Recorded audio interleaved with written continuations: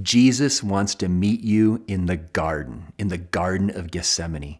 He wants to bring his disciples close to him in his moment of his agony. Why? Because there's something he wants to do in your heart to change you. And he's going to show you this. And that's what I want to do here today. I want to bring you in to that story of the agony in the garden. I want you to imagine being Peter, James, or John, those disciples that are part of that inner circle that Jesus brings even closer to him in the moment of his agony. First of all, just imagine what's going on here. You get to the Garden of Gethsemane, and you know Jesus has been acting a little strange. He washed our feet. He's talking about some great trial coming, and then all of a sudden you go into the garden, you see him praying, and he goes off on his own, but then he calls you three, you and your two buddies there, and you're going to get close to him, and all of a sudden you see him fall on his knees.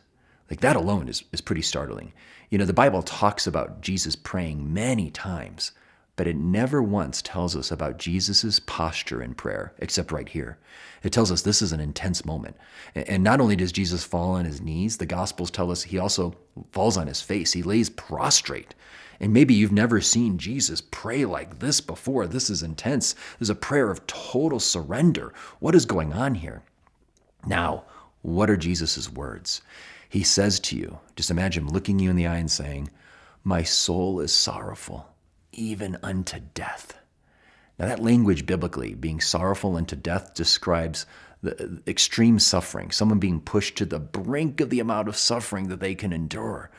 And so Jesus is opening up his heart to you. You've never heard him talk this way. He's talked about there's a suffering coming, there's a cross that's coming, but he's never opened up his own soul and shared how this suffering is affecting him. But on this night, you are his close friend, you're his disciple. He opens his soul to you. My soul is sorrowful, even unto death. What is this great sorrow? The sorrow that Jesus is going through in the agony in the garden, I think is fascinating if you know the Old Testament background. Jesus is alluding to a passage from the Old Testament book of Sirach, chapter 37, verse 2, and it describes this kind of suffering, which I think is one of the most painful kinds of suffering a human person could go through. It says, "Is it not a suffering to the death when a friend is turned to enemy?" When a friend is turned to enemy, that's the kind of suffering that sorrowful unto death is used to describe in the book of Sirach. And I think that's in the background here because we know what's happening as Jesus says these words. His friend Judas is coming to betray him. And I love that because Jesus is, yes, he's about to be crucified. He's going to go through all of this physical suffering. He's going to have the weight of the world on his shoulders on Calvary. But here in Gethsemane, I think what he's thinking about the most is not himself, but his friend Judas and what Judas is going through. But then Jesus says those mysterious words. You ever wonder about them? He says, "Father, if it be possible, let this cup pass." I wonder about that as a kid. I remember thinking, is Jesus thinking of backing out at the last minute? Is he having second thoughts? Father, is there a different way we can do this? But what's happening here is Jesus is simply expressing his humanity. You see, if Jesus is truly human, then all of the suffering he's about to endure is not something he would look forward to. The idea of being betrayed, rejected, scourged, and crucified. That's not on any human person's bucket list, right? You're like, oh, I can't wait for that. Jesus is experiencing in his humanity how that kind of suffering is repugnant to human nature. But Jesus is not just human, he's also divine. And that's why in the very next breath, he says, "Father, not my will, may your will be done." And what he's doing there is expressing how his human will is perfectly united to the Father's will. And that is the lesson we want to take away practically. We want our human will to be united with the Father's will. And we're going to do it in a human way. We're going to be like Jesus. When we face trials in life, suffering, it's natural to be, "Ow, that hurts." When we're afraid, like we sense God's inviting us to do something. Maybe I sense God wants me to spend more time in prayer, but I'm really busy and I'm like, oh, I don't have time. Like I feel a little trial in my heart about that. Or I sense God wants me to forgive someone. And I'm like, well, I don't want to forgive that person. I want to keep holding this grudge. Or I sense God wants me to be more generous with my time. And I'm like, oh, I don't want to be generous with my time. You ever have those moments where you sense God's inviting you to do something and a part of you wants to, but there's another part of you that's just, oh, I don't want to. We have that struggle. Let's be more like Jesus. Let's acknowledge, be human, and recognize this is going to be hard. But let's not let our fear of suffering, fear of having to make sacrifices, fear of the future, let's not let those fears keep us from taking that next step with Jesus. Let's make our human will be united to the Father's will. We can do this in prayer. Just tell God, I'm sorry, I'm scared, I'm nervous. I don't know if I want to do this, but I think I should. That's normal. That's human. Bring it to God. That's a good thing.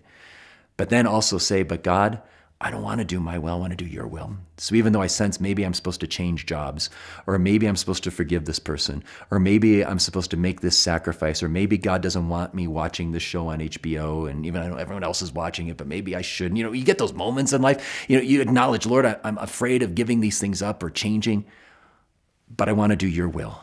I don't want to follow my plan. I want to follow your plan, because your plan's always bigger and better than anything I could do on my own. Thomas Aquinas has a great analogy that describes what's happening with Jesus in Gethsemane, and it's an important one that we can apply to our lives. He says what Jesus is doing, in acknowledging the suffering and saying, Father, if it be possible, let this cup pass. He says it's kind of like bad tasting medicine. Have you ever had to take bad tasting medicine? I mean, no one gets together and say, hey, let's have a party. Everyone come over, bring your bad tasting medicine. No, you don't do it because it's enjoyable. You take the bad tasting medicine, not for its own sake, but because it's going to help you. It's going to bring healing. It's going to bring health.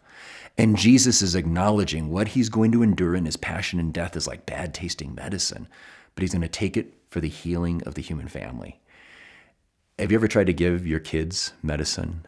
I don't know if you have kids, but we just did this just recently. My little daughter, Eleanor, was sick, had a fever, and we need to give her some ibuprofen. And we're trying to give her the medicine, and she's just resisting and fighting and kicking and screaming. And then she does this. She just closes her mouth, and she doesn't want the medicine to go in. So my wife has to pry open her mouth, pour the medicine in, and what happens? She spits it out all over us. I think we can be like that with God. Then when we sense God is wanting us to trust him, to give ourselves more to him, to make a change, to make a sacrifice. Like we just panic, we freak out. I don't want to do that. I don't like change. I don't want to give up this thing. I just want to control my own life. When those things happen, we're like little children kicking and screaming and resisting God's will. Let's be more like Jesus.